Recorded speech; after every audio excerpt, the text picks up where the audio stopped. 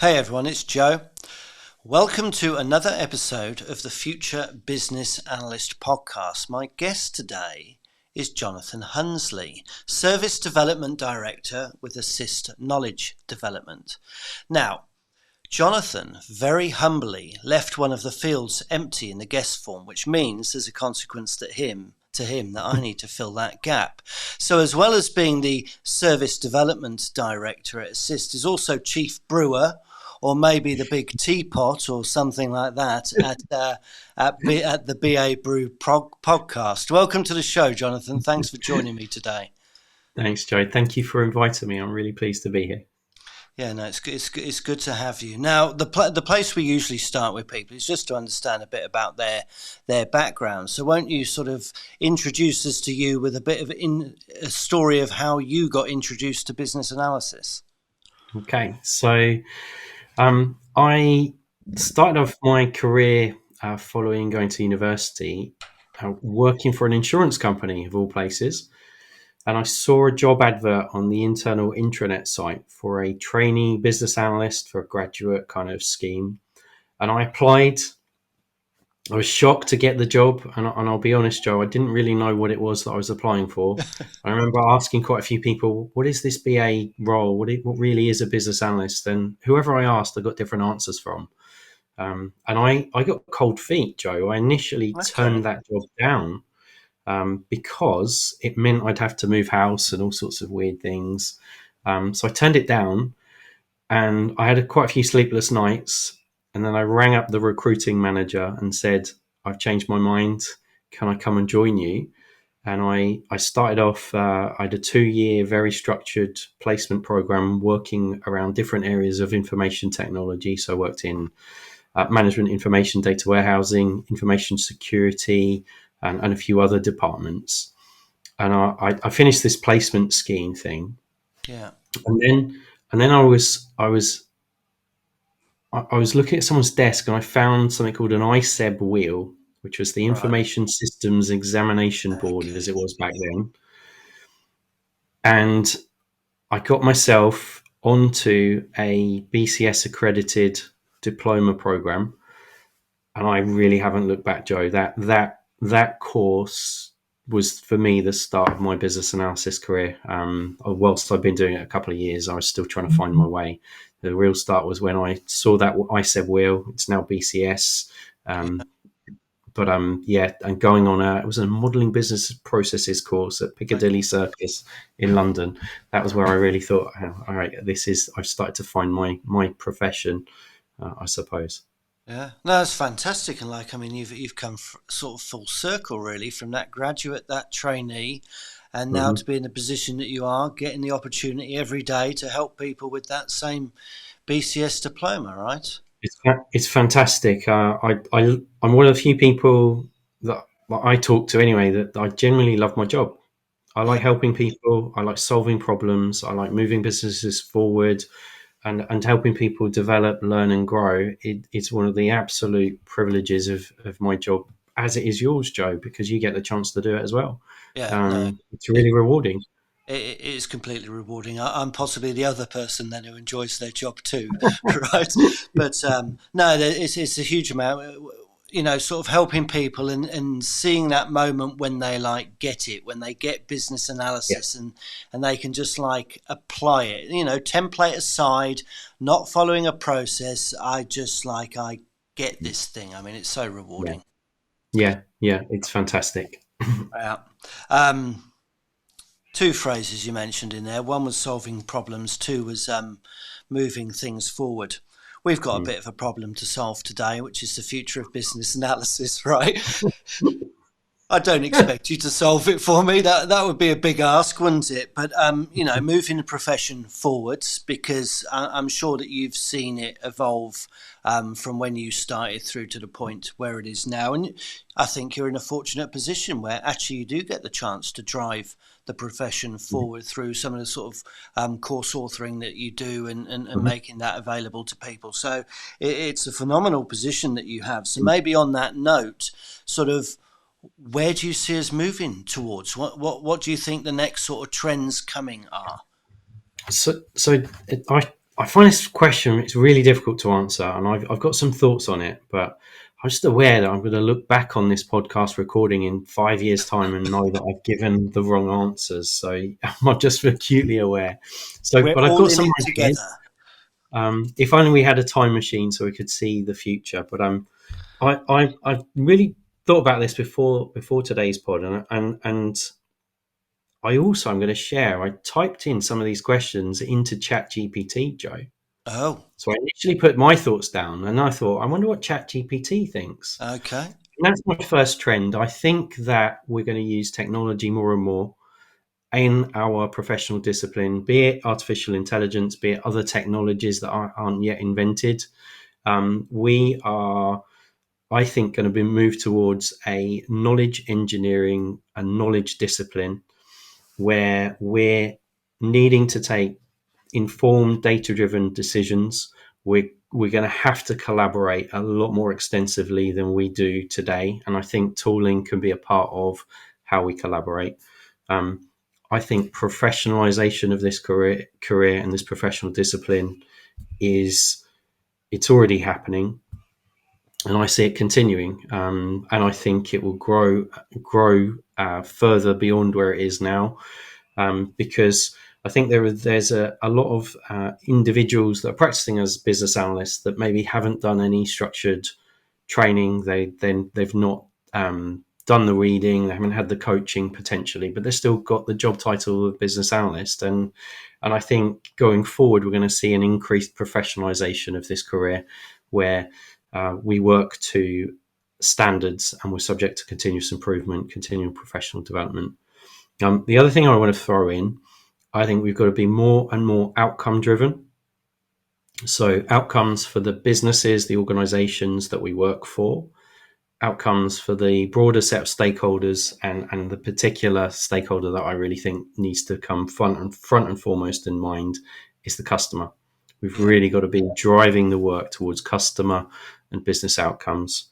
And I've got lots of other thoughts about trends on business architecture, business service design, and other things as well. I really want that time machine to look back at my answer and see where does it go. But I hope that gives you a bit of a flavour, Joe.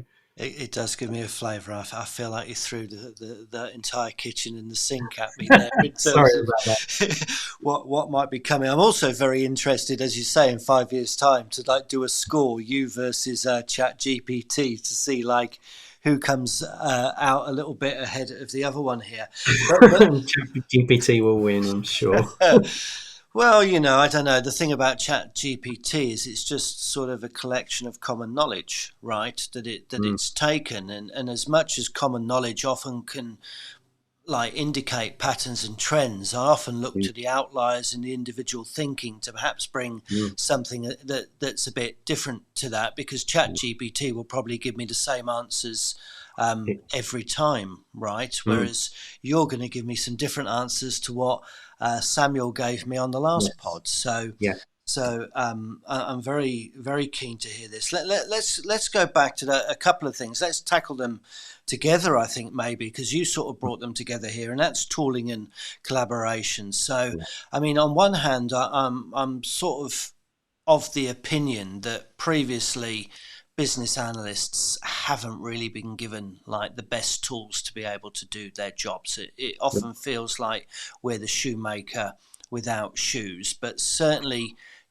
you know, the technology that we have available to us is quite marvelous, and even like free versions of stuff. I'm using Otter AI, I'm using Grammarly like in my daily work to get things done. I'm using AI in Notion too. It's like it's increasing my productivity and things. But when it comes to tooling and collaboration, what sort of things do you imagine there? And I mean, this is just imagining. And we don't know, but I'm expecting that AI will be used as a source for data-driven decisions, and I think this kind of a traditional approach towards option appraisal in a business case. I think that's going to move forward. I really think there's going to be models looking at scenarios that they already exist in certain disciplines, but I don't see them being used extensively in business analysis. And I think, as we're appraising options and hypotheses for potential concepts, I think we're going to be plugging those into models and getting feedback on various scenarios and looking at, well, what are the risks? What are the issues? What's the potential impacts here? And one of the other things I think is going to happen, and you sometimes see this in kind of the technology development world, where they're doing hackathons to Yeah. look at how do we code a solution for a particular problem. Well, I think going forward, we're going to have business analysts working with their peers to solve really difficult problems, and they're going to need tooling in order to support them in doing that. But I'm sort of seeing a world where we're working on like wicked problems, really tough problems, and we're going to be working cross continents, cross cultures, possibly across different languages, using different tools to solve the complex challenges in our organizations, in the worlds in which we operate. And I don't know if it's going to come true, Yeah. but I can see it happening. And I don't think that the situation where we've historically been using tools where they've not been invested in, I think the importance of business analysis is going to grow, and therefore we're going to need increased standards, increased professionalization, and we're going to need the support of the tools to do some of the things that I'm talking about going Yeah. forward. Yeah. It's it's really interesting, like you say, different languages, right? Because Mm. I mean, I have seen some of these translation tools, and I can speak to you in one language, and it can, move that on in real time in a conversation. So it's almost going to make things a lot more streamlined and a lot more Mm. seamless in how we can do things. I like that idea of solving wicked problems as well. I mean, it'd be really good if we can start to, do some innovation around that. But one of the things that was probably sort of jumping into my mind while you talked about that, if we do imagine that there is some form of AI, and that AI is some form of repository, right? It knows the organization, it knows the world, society, the domain. It's like it's got that sort of wealth of knowledge sitting there, and we're using tools as a form of interface, right? Mhm. Maybe we're speaking with voice or whatever it is in order Mhm. to do this. But what it comes down to, I imagine, is asking the right question. Yeah. Like, is that going to be where the difference is between sort of a good BA and a bad BA, perhaps? Well, I think we've got a challenge in the profession. We need to increase. We've got to uplift everyone. I think that to to gain the respect of other change disciplines, to gain the respect of some of the colleagues that we work with in the organisations that we have, we've got to upskill ourselves and increase our professionalism. And it's this is work. We've got to do the work. I think, Joe. It's partly about asking the right questions, but it's asking that question at the right time to the right stakeholder in the right context in the right way. Sometimes it comes down to your tone of voice that you use Yeah, relative to asking the question in terms of how it lands. It might be that you ask a question, it's a perfectly valid question, but if you ask it in front of a group where the person you're asking the question is looking towards their peers, or their peers are watching them answer the question, you might lose that stakeholder at that point in time. And so you got to ask the right question the right way at the right time with the right person. And we've got to get more adept and I think more emotionally intelligent relative to the asking of the questions. And then the other key skill, and this is nothing new, we've got to get better at listening. We've got to get much better at listening, because when we ask these questions, I hear way too many stories of stakeholders that are really annoyed that a BA professional has asked them a question, and there's another BA professional that comes along 3, 6, 9 months later and asks similar questions. And this is where I think the tooling could help, yeah, but the collaboration, absolutely. We've got to capture this knowledge, yeah, retain it, and reuse it. yeah, And this for me is like the next leap in business analysis. Let's ask the right questions, but listen to the answers and capture yeah, the knowledge so yeah, we can reuse it. yeah, Because at the moment we're capturing it in a piecemeal basis and we're not yeah, sharing it. And I yeah. I think that's going to move forward. It does. It's almost captured on a per project basis rather Yeah. than an organisation basis. So it sort of Yeah. lives in that little repository of information when that particular change was done, Yeah. but it's not extended to everyone. It reminds me of something that I joke about often on the training. When BAs go into a new assignment, they always have to do an as-is process flow to understand what happens. Mm-hmm. But they're like the 30th BA that has sat in that chair in that department. Mm-hmm. So I just find it astounding how there isn't an as-is process flow. It's sort of disappeared, right? Yeah, and it's that. I mean, take the process information. We should have captured and retained that. And I know it takes maintenance. I know it's work, but we should know how our systems operate. We should know how we deliver our current product services.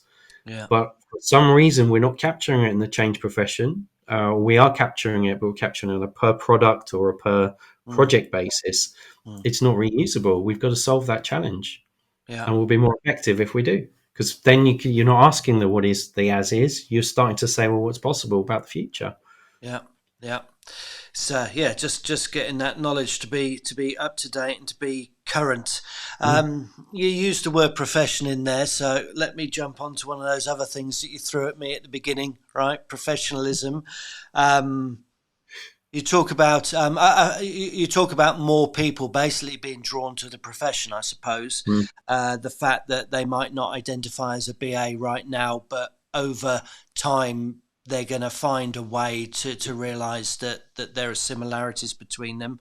I'd imagine that technology that you're talking about at the beginning helps because, when there's technology, it just means that more people can communicate with more people more often, and so perhaps that's going to increase the chances of people finding like this business analysis role, this name.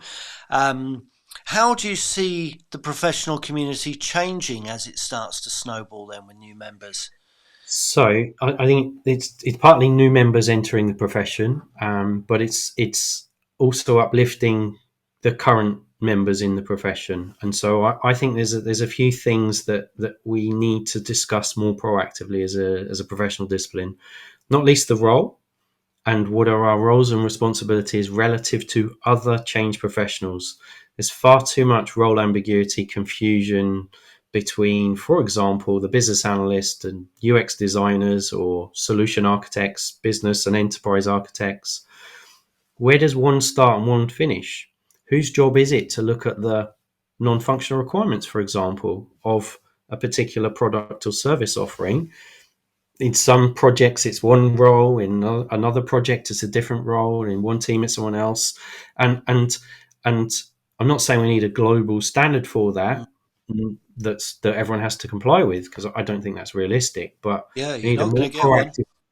No, it's not going to happen overnight. But if we don't have these discussions and we don't obtain some role clarity, we have an argument and sometimes a little bit of politics inside the team where people are trading for position and trying to say, well, that piece of work is mine. No, that's mine. And then arguing it out. That's not helping deliver the customer and the business outcomes. So I think this is another issue, another challenge that we need to move forward on. And I don't have all the answers, unfortunately. But it's an endless argument. Where does the BA start and stop relative to the other change professionals? I think we need to have that discussion and move forward on it. We've got a basis then to collaborate, which if we don't know who's doing what, how can we collaborate? Yeah. One of the things I often think, and this is a very geeky activity that I'm about to suggest, but if you think about business architecture and capability models are like the gradual decomposition of like things, right, in within their boxes. And I often wonder, it's like, well, we like to say that one is a form of business analysis and that role is a form of business analysis. But it's like, which ones are, even to begin with, which ones do fall under the sort of business analyst umbrella and which one are actually change disciplines that don't fall under that umbrella? So then we get all these sort of derivatives of everything that are part of the job family. And then we get other ones that don't. And I think that would be helpful because as you're talking at the beginning and, we're trying to carve up these different roles and make sense of them.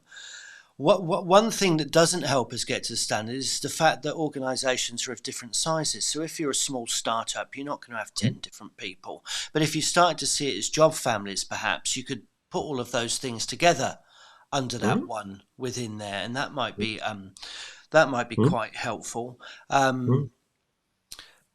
But do you see the profession in terms of its sort of membership and where it sort of resonates to? Do you perhaps see anything happening there in our community going forward?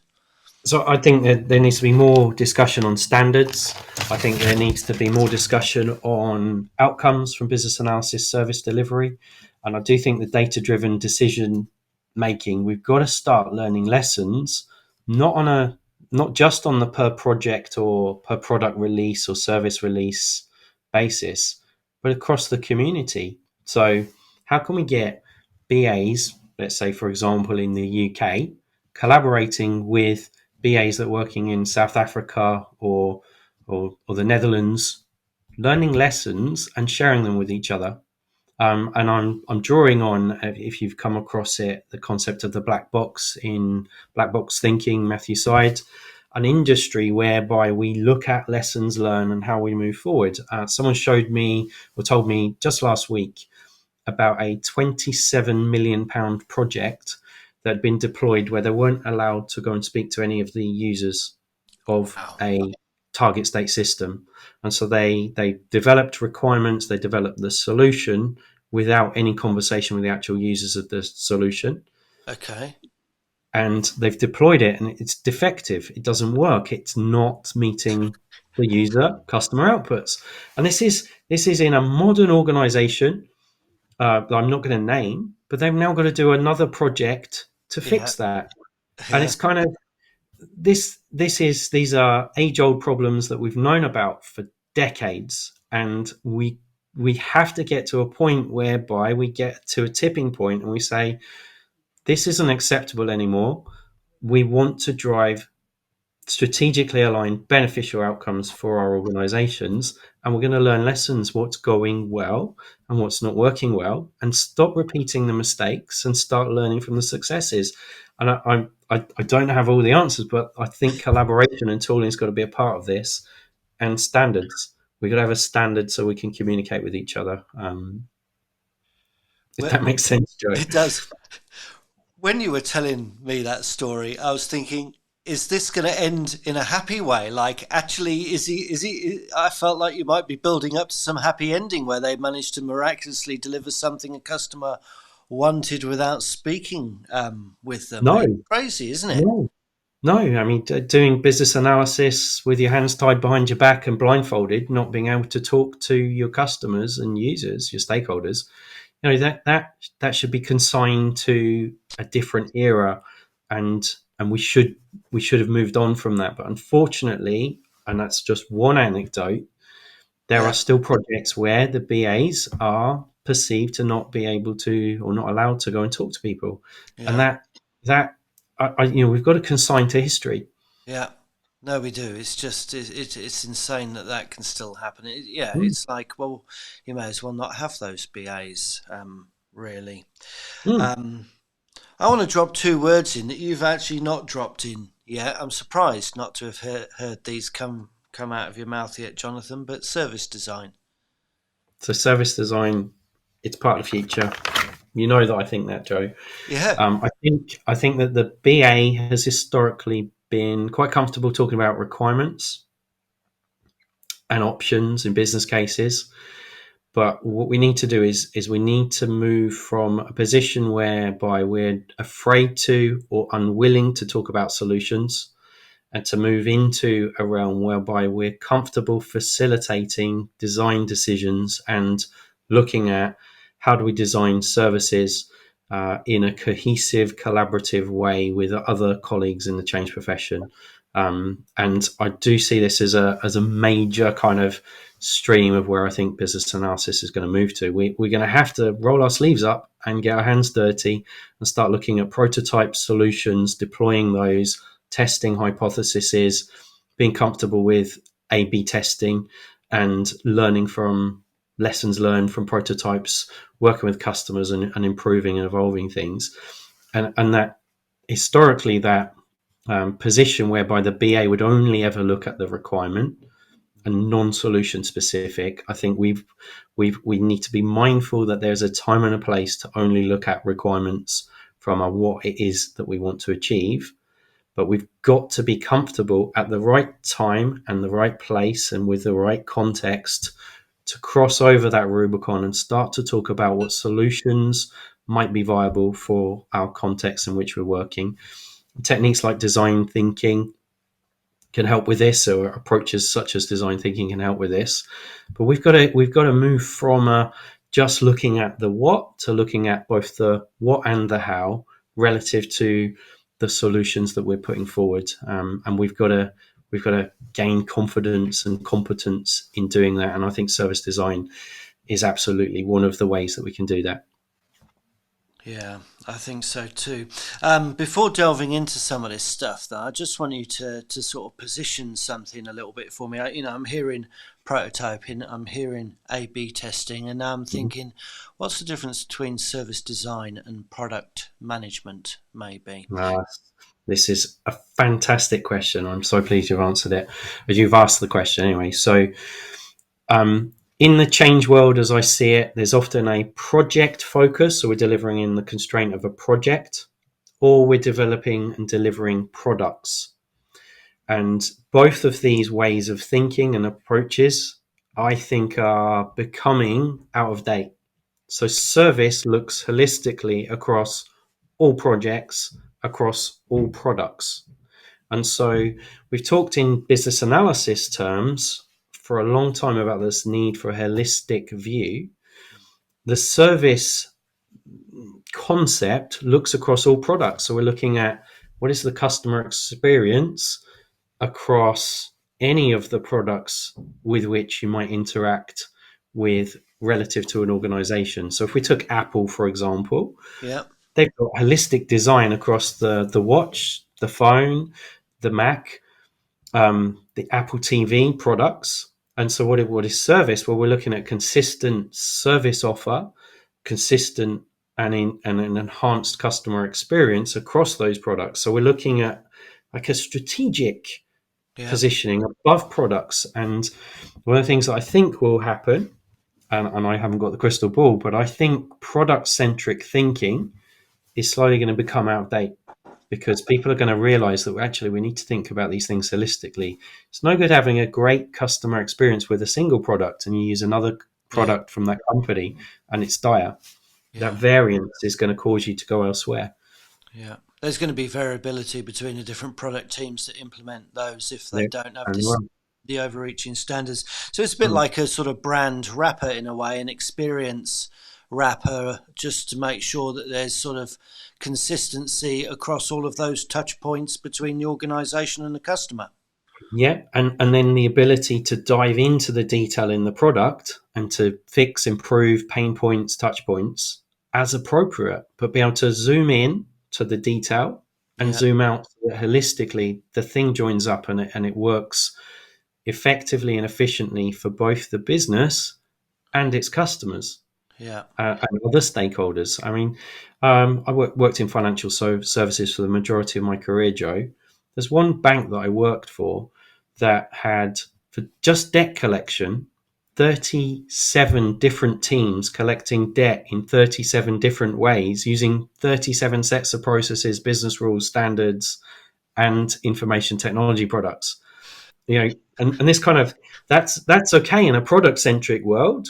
Well, maybe not, but you know, if you're just thinking about your product and debt collection or your project and debt collection, that's okay. But what I'm saying is that service design allows you to see and business architecture tools allow you to do this as well, to see the common threads. And so conceptual thinking and thinking about the customer experience, it has to be part of the way we move this profession forward.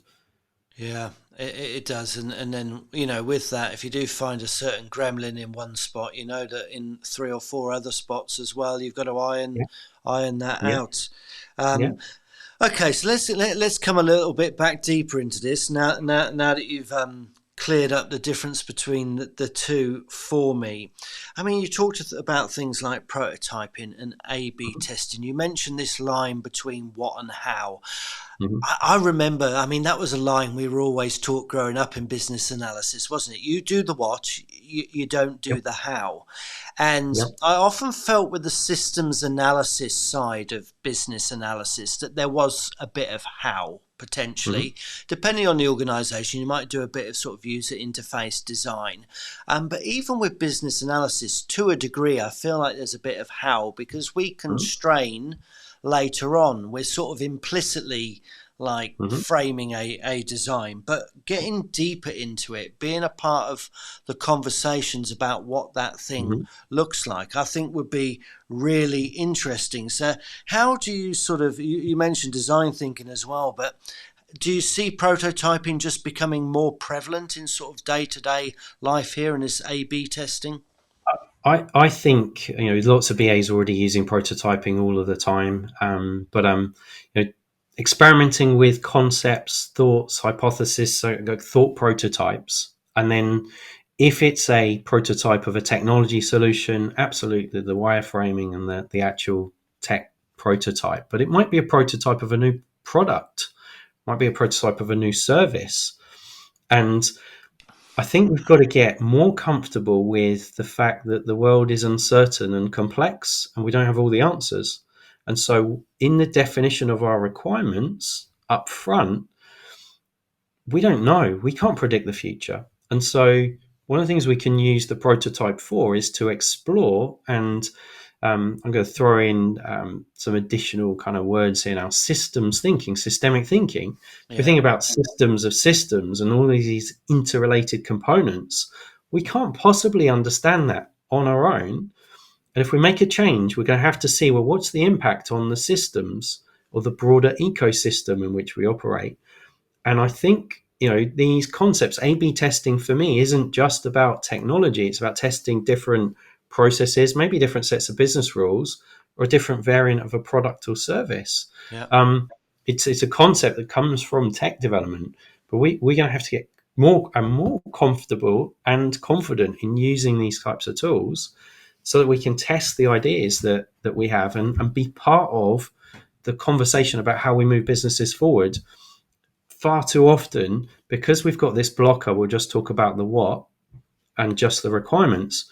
We then, unfortunately, in some instances, we're ignored or completely left out of the loop in terms of the conversation. So, senior executive will go direct to the person who will prototype their idea, their Mm. concept, miss out the BAs because they spend a lot of time filling out documentation in some instances, and that for me is a threat to this profession.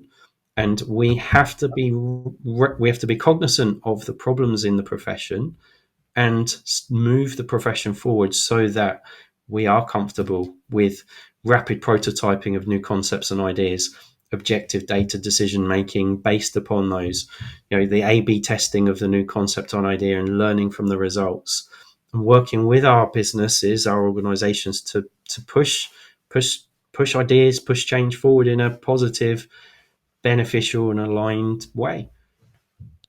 Yeah. Um, there isn't the patience for a BA to go on a 4 month sort of requirements writing journey, is there? As you say, people Right. answers now, so they're going to go to the person who can answer it now. Whether that's internal or a lot of the time it's external as well, to find a Yeah. partner that's gonna help them, and then you got no chance of getting into the back of that Yeah. conversation. Um, A/B testing. I mean, you mentioned coming out of technology, and I mean coming out of Mhm. product. The thing that jumps to my mind first is always actually marketing, like branding, and I feel that perhaps there's a bit. You talked about service design, you've talked about A/B testing processes, products, services, that kind of thing. Mhm. It's very similar with marketing, isn't it? They're testing ideas to see Yeah. which ones help the customer bite, and I guess Mhm. it's similar to this in terms of Mhm. services and things. Mhm. Um, I'm going to pick something up from your survey answers here that I'd love to talk about. I think it's a great little 2-word phrase here. You're talking about pushing ideas with business, trying to move change forward. You use the phrase here about being a critical friend to Mm. business. Yeah. I think that's great. Yeah. There's a lot of people pleasers in the world, and I've been a people pleaser in the past, saying yes and smiling. But if we're gonna drive forward our businesses, we have to critique and provide a different perspective and look at all of the different perspectives relative to an option, our feature, a requirement, a product development or service development idea. And I think resilience, stress management, stakeholder engagement, they've all got to come into play for us to be confident to be the critical friend. But the friendship part is we're doing it with positive intent, Yeah, asking those questions we were talking about, Joe, earlier, not asking it to be difficult. We're asking it because it's important that we get alignment and that we make considered decisions. And I think, I'm not sure whether or not I put it in the survey answers or not, but there's often like a tyranny of the urgent. Let's just get something delivered. yeah, There's a product development team waiting. We've hired some developers. Can you write the user stories kind of mindset? And sometimes we've got to be the ones that say, hang on a minute, why are we doing this change? And is it the appropriate thing to do? And that's not always going to make us popular, whilst we're doing it with the positive intent. yeah, yeah. Honesty with love, right? That's what you're saying. I remember a phrase once that was used. I forget where I heard it, but it said something along the lines of, "A friend is somebody who says good things behind your back and bad things to your face."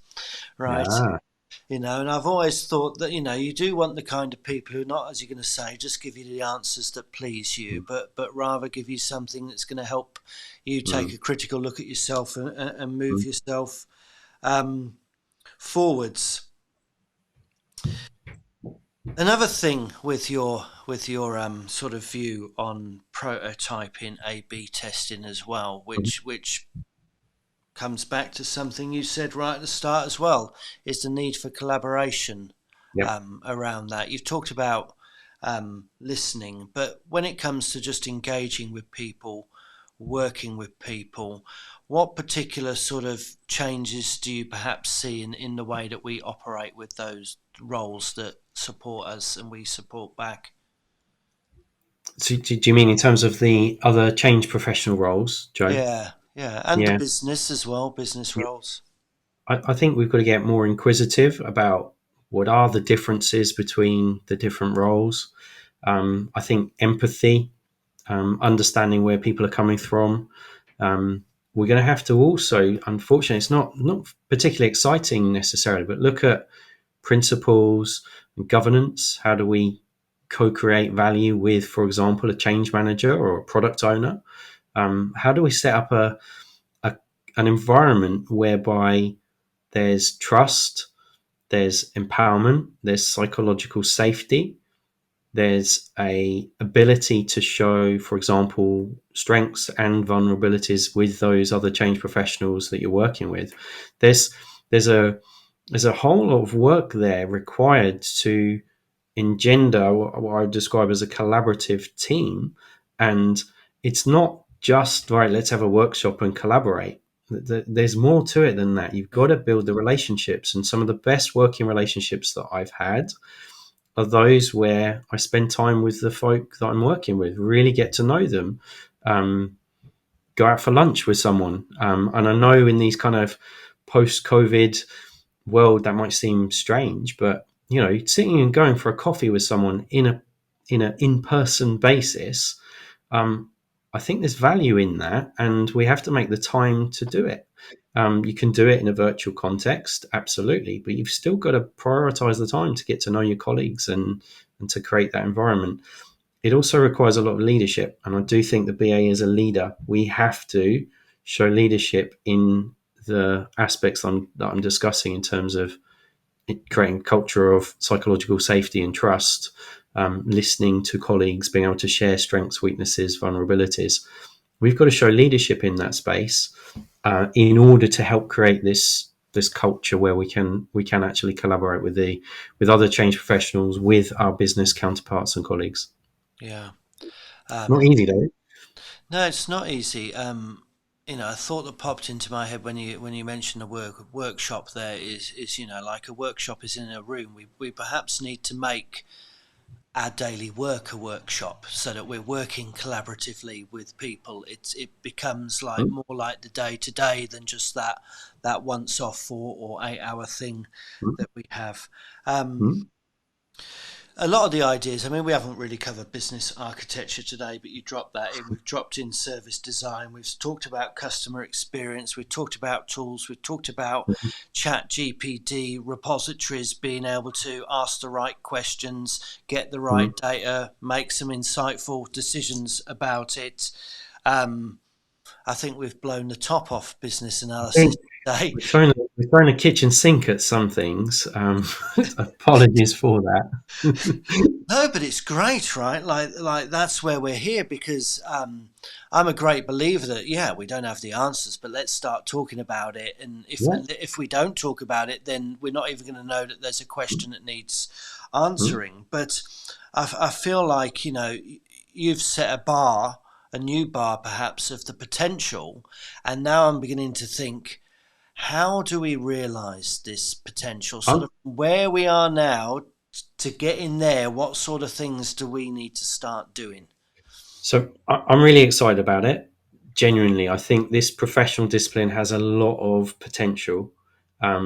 It's got risks, it's got threats, absolutely. But where do we start? We start with a conversation, Joe, and in part, you're starting that conversation by launching this podcast and doing what you're doing, Joe.